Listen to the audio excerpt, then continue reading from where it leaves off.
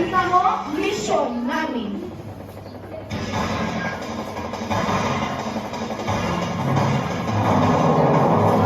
Magandang umaga, Pilipinas! Mabuhay, Padre Lejos! Ngayon ay ika-4 ng Pebrero 2025. Ito si Mia Kinribi Wyatt at ako naman si John Jeric D. Pagulio at kayo ay nakikinig sa MNHS 95.6 News Radio. Ang balita mo, mission namin.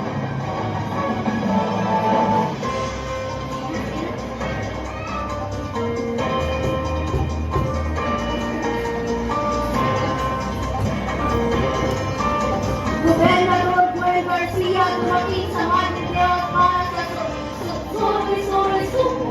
Mga atletas ng Padre Lejos National High School naghahanda na para sa paparating na Provincial Meet 2025.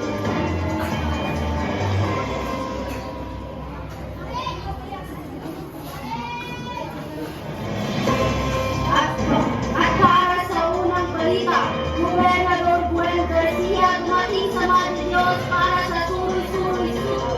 Para sa bumubulat, narito si Trexie. Trexie!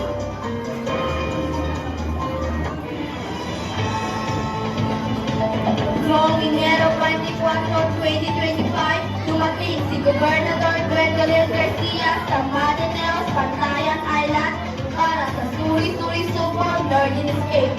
Sinalubong siya ng mga residente ng Madaneos ng may kasiyahan at mainit na pagtanggap. Sumayaw siya sa kantang Mabuhi kasama ang mga bisita at mamamayan ng bayan na nagpakita ng kanilang pagpapahalaga sa kapanapan. Ipinakita ng pagbisita nito ang pagsuporta sa pagpapalago ng turismo sa lugar nang higala sa mga magagandang tanawin at mayamang kultura sa Hilagang Cebu.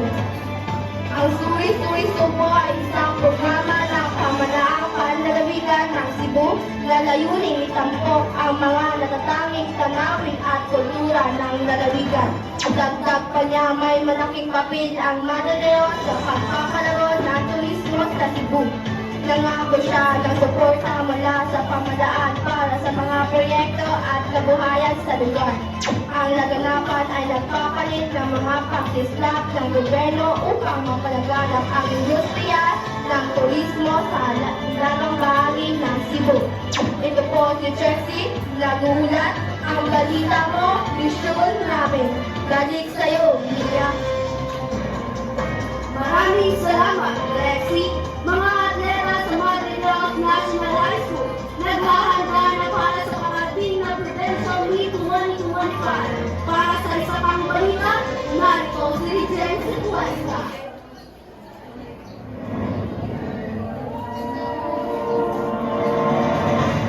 Mga atleta sa Manila National High School o MNHS ay naghahanda na at nag-iinsay na para sa paparating na Provincial Meet. Ang oras ng kanilang pag-iinsayo ay 8 to 11 ng umaga at sa hapon naman ay 3 to 5 p.m.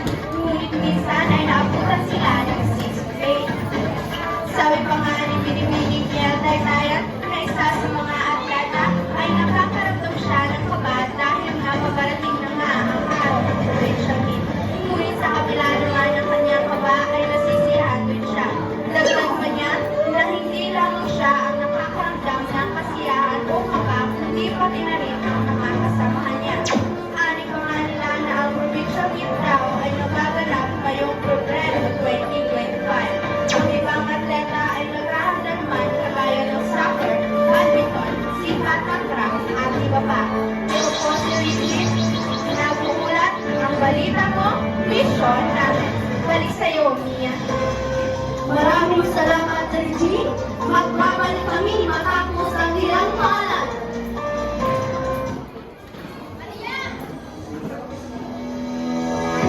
Nag-aalok ng kalidad na edukasyon na may maraming oportunidad sa scholarship, Tinutulungan ng mga estudyante na pag-ikompeto sa pamamagitan ng mga aktibidad na nagpapataas ng kanilang katiyakan at kreatibidad. Ang kurso na layunin na paunawaan at magbigay ng serbisyo sa mga tao batay sa kanilang mga pangangailangan. Mag-enroll na sa Menma COC.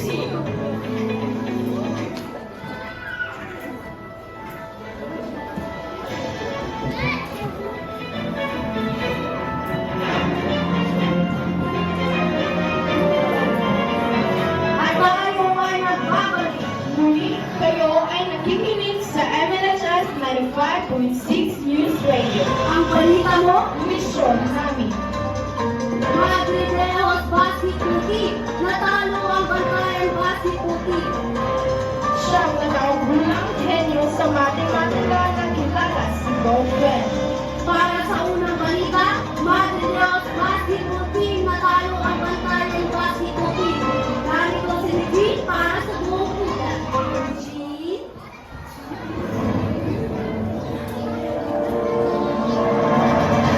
Magkasunod na ang talo ng Madre Deos laban sa Bantayan sa mayroong basketball. Sa ikatlong laro ng Madre Deos versus Bantayan, natalo ng Team Madre Deos ang Bantayan. Ginanap ang laro noong Enero 26, 2025 sa Bantayan Sports Complex ang nasabing laro ni San Shimura. Nagkaroon ng tatlong overtime ang laro.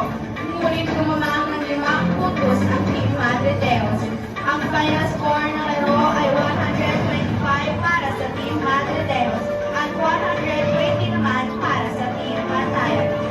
Ang tinaguriang Most Valuable Player o MVP ng laro ay si Alfonso Quijano. Pinangunahan niya ang Team Madre Deos sa upsetting home team ng Team Bantayan. Siya ay may 36 puntos, 3 assists at 7 rebounds. Pasok na sila sa finals, ngunit nakakalaban pa ng Team Madre Deos ang Team Santa Fe para sa kanilang finals. Habang ang Bantayan naman ay pasok na sa pangatlong pwesto sa nasabing palimpalang. Ang schedule naman ng kanilang susunod na laro ay Pebrero 1, 2025. 7 p.m. ng gabi sa Santa Fe Sports Complex. Ito po si Regine, nabuulat ang balita mo, misyon namin. Siyang nakagulang na henyo sa matematika na kilala si Bowell. Narito si Trixie para sa buong detalye. Trixie? Nakalala ni Gobernador Gwen ang math genius na bata sa Madre Deos, ang siyang nataong gulang na si Lee Axel Avila. Nangyari ito matapos pumunta ang grupo ng mga bata kay Gobernador Gwen para yakapin at batiin. Kasunod na programang Suri-Suri Supo sa munisipalidad ng Madre Deos. Umanga si Gobernador Gwen at nagkaroon ng intellectual basta kay Axel. Ito si Jessie Alalon na buhulan ang balita mo, misyon namin. At yan ang mga pinakahuling balita.